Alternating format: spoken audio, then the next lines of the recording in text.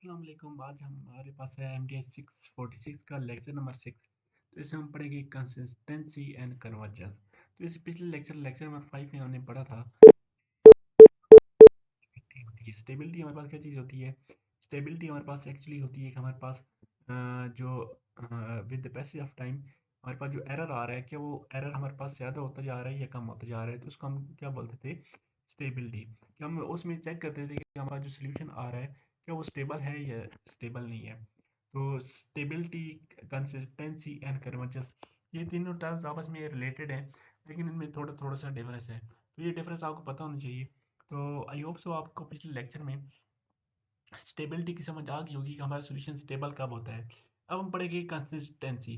Consistency क्या चीज़ होती है कि अगर हमारे पास if the magnitude of truncation error approaches to zero, हमारे पास जो एरर आ रहा था, एरर को हमने ई से डिनोट किया था, आई की ऊपर की के और नीचे आई और जे लिखा था हमने, कि हमारे पास जो एरर आ रहा था वो हमारे पास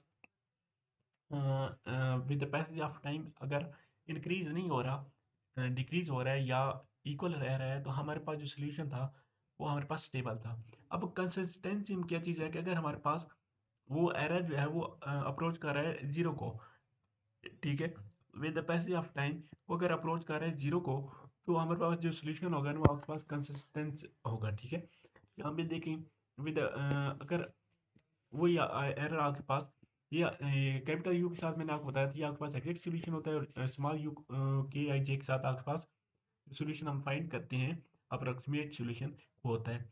और अगर एच ऑफ एक्स और एच ऑफ वाई, जैसे हम डेल्टा टी हमारे पास क्या चीज़ है, डेल्टा टी हमारे पास टाइम स्टेप है। ठीक है, हम टाइम इंटरवल कितना ले रहे हैं, तो जितना अगर हम टाइम इंटरवल को जीरो की तरफ अप्रोच कराएं, तो ये आपके पास जो एरर्स दोनों आपके पास जो सोल्यूशन है ना, उन दोनों के डिफरेंस के दरमियान जो डिफरेंस है ना वो आपके पास जीरो हो जाए। ठीक है, ये इनकी exact solution capital you minus small you approximate solution के दरमियान जो डिफरेंस है, अगर हम टाइम ड्यूरेशन कम करते जाएं, मतलब टाइम पीरियड अगर हम ज़्यादा हो जाए, और मतलब टाइम पीरियड्स के दरमियान टाइम का गैप अगर हमारे पास कम होता जाए, वो अगर अप्रोच करें जीरो के, तो ये आपके पास इक्वल आना चाहिए जीरो के। ठीक है, तो इसको हम क्या बोले कि ये आपके पास कंसिस्टेंसी है। और कन्वर्जेंस की जब बात होगी, अगर आपके पास जो सोल्यूशन है ना, अगर आपके पास सारा जो है वो आपके पास जो वो आपकी जो स्पेस है ना, आपकी स्पेस के अंदर लाई कर रहा है वो सोल्यूशन, तो ये आपके पास जो सोल्यूशन होगा वो आपका कन्वर्जेंस होगा।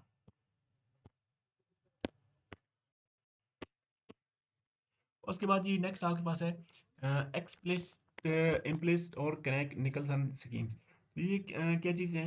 एक्सप्लिसिट की अगर बात करें, तो अगर आपके पास जो स्कीम है उस स्कीम के तहत अगर आपके पास जो करंट सोल्यूशन है उसको देखते हुए with the passage of time, अगर आप फर्दर आपके पास जो टाइम आ रहा है उसी की पेशगोई कर सकें कि आपके पास ये चीज़ इतनी ज़्यादा इनकी या डिग्रीज होगी, तो इसको हम एक्सप्लिसिट मेथड बोलते हैं।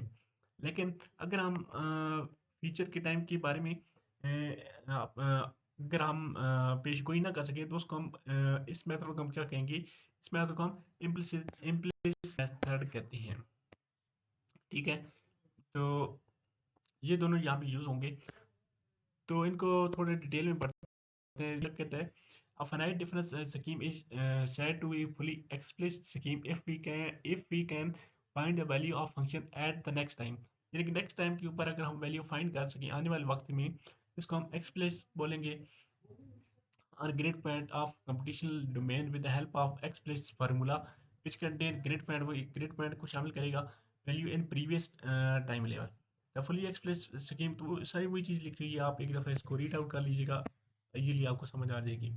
उसके बाद जी नेक्स्ट हमारे पास क्या चीज़ है, नेक्स्ट कहता है mathematically to understand the concept of fully explicit and implicit scheme we need to consider 2D heat equation. तो हमने यहाँ पे हीट इक्वेशन ली है, ये वही हीट इक्वेशन है जो कि हमने लेक्चर नंबर 2 में या लेक्चर नंबर 1 में पढ़ी थी। ठीक है, वही हमने हीट इक्वेशन ली है किसी ग्रिड पॉइंट एक्स आई वाई जे और टी के ऊपर। एक्स आई और वाई जे हमारे पास एक्स और वाई कोऑर्डिनेट है, और टी आपके पास टाइम कोऑर्डिनेट है।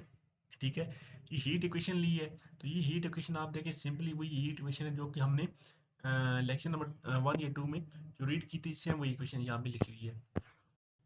अब यहाँ पे कहता है अगर आप हीट इक्वेशन के ऊपर यहाँ पे हमने पिछले लेक्चर नंबर 4 में जो हमने फॉर्मूले निकाले हैं, फिर A is the thermal diffusivity and dependent variable u x i y j t k is the temperature function of space x i y j and t आपके पास क्या है, टाइम है।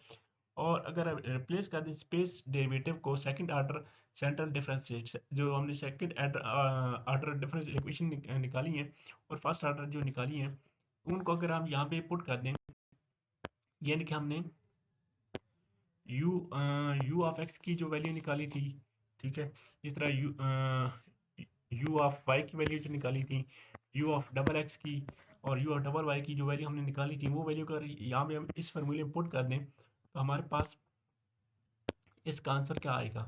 तो ये हमारे पास कुछ इस किस्म की इक्वेशन बन जाएगी, ठीक है। तो ये हमारे पास ये वाली इक्वेशन बन गई है। अब इस इक्वेशन में हमारे पास क्या चीज़ है, अननोन डिपेंडेंट वेरिएबल क्या है, u k+1 और i j। k+1 आपके पास क्या चीज़ है, ये आपके पास फ्यूचर का टाइम है, ठीक है।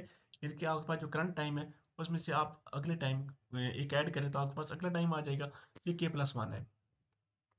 This is typical example of fully explicit finite difference method.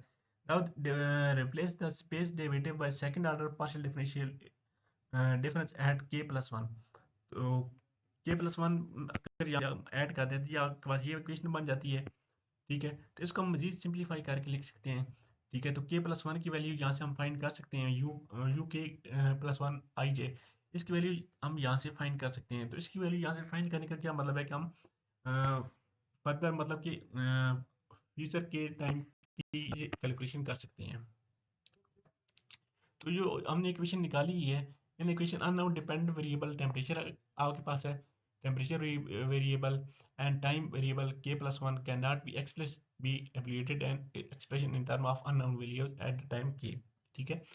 ये सारी वही चीज़ लिखी हुई है, जस्ट आपको यहाँ पे थोड़ी सी एक्सप्लेनेशन दी गई है।